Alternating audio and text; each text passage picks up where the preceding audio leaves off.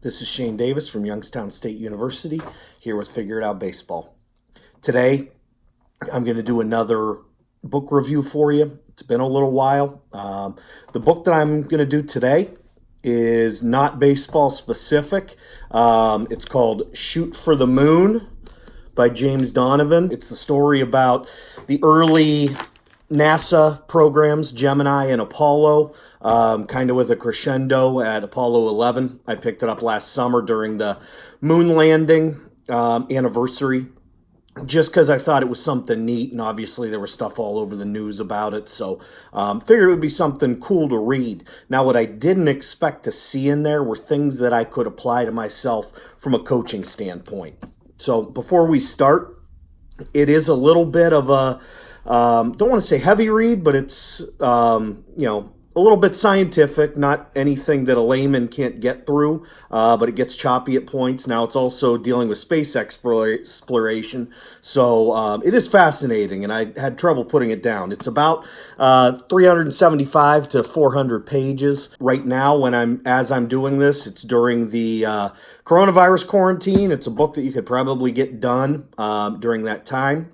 Now, I think it's fascinating because it's a little bit of American history, a little bit of American ingenuity, but also there's some leadership things and some teamwork things that I was able to get out of here. Specifically speaking about the astronauts, there are some really fascinating things in here. We look at astronauts today as, the best and brightest among us, mechanical engineers, people that have had the best schooling in the world.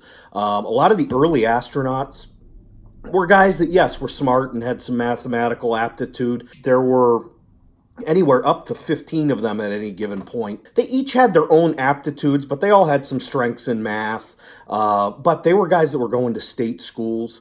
Most of them early, the people that designed the NASA program wanted test pilots, and that was their most important thing. They wanted the guys that during World War II would take an experimental plane and risk death trying to fly that plane and see what could happen. So almost the daredevil aspect of that was more important to them. Now, the thing that this book brings up quite a bit is the uncertainty. In a lot of our early space exploration, it was us and Russia. Russia wasn't sharing information with us. We weren't sharing with them. A lot of it was trial and error, that they'd shoot a guy up, and they had a plan, but they had to have plans A through Z and kind of see what happens and adjust for the next mission. So there's some talk in here about how the astronauts actually made it so that their culture within them was that they did not say the word fear. Apprehension, uneasiness, those were things that they would say, but they didn't permit each other to utter the word fear. They wanted to train that out of them, and that was something that came from their training as test pilots. Now, also within this, from a coaching standpoint, it talks a lot about how lists and records were really, really important to the end product of getting us to the moon as a society. And there were guys and astronauts, astronauts who in our team concept would be like our players.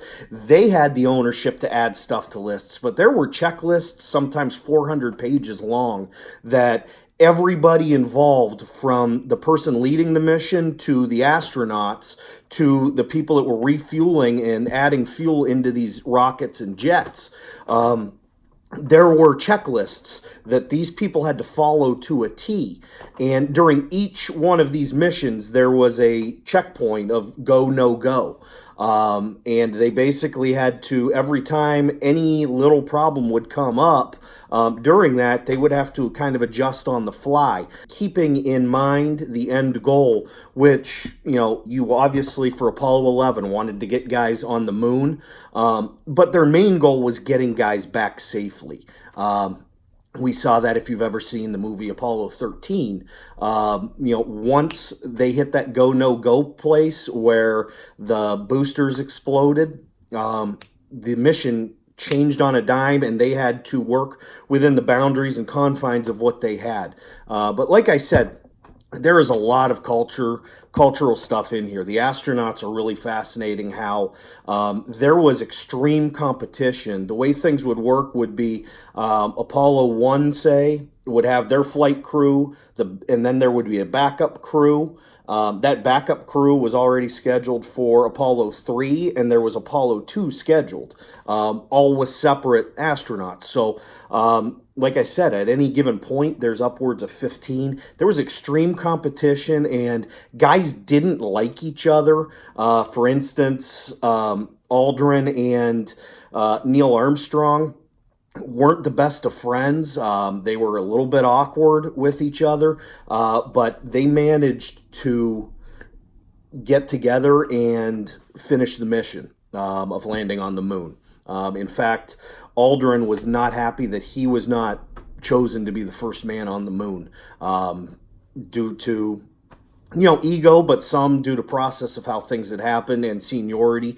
But those petty differences were always put aside for getting the mission. Even guys that didn't get along managed to find a way to make things work. And going back to my previous, one of my previous reviews about finding your why, these astronauts, even though they had their petty differences and they had their little things that they didn't like about each other, they managed to keep sight of that why of the program. Why are we doing this? And set things aside. Again, Shoot for the Moon by James Donovan. About 400 pages, depending on how quickly you read. Could be a couple weeks, could be a week during this time. Like I said, it's quarantine. There's a lot of good educational stuff, but there's also a lot of good cultural and interpersonal dynamic stuff having to do with this. And again, these are people that were going not necessarily to Harvard or service academies. These are guys that were going to state schools. A couple of them didn't even finish degrees. And they managed to, change the world. And that's something that I think is really fascinating and something that all of us can take something out of. Once again, this is Shane Davis. I hope you enjoyed my book review. I'm here with Youngstown State University and Figure It Out Baseball. Looking forward to talking to you again soon.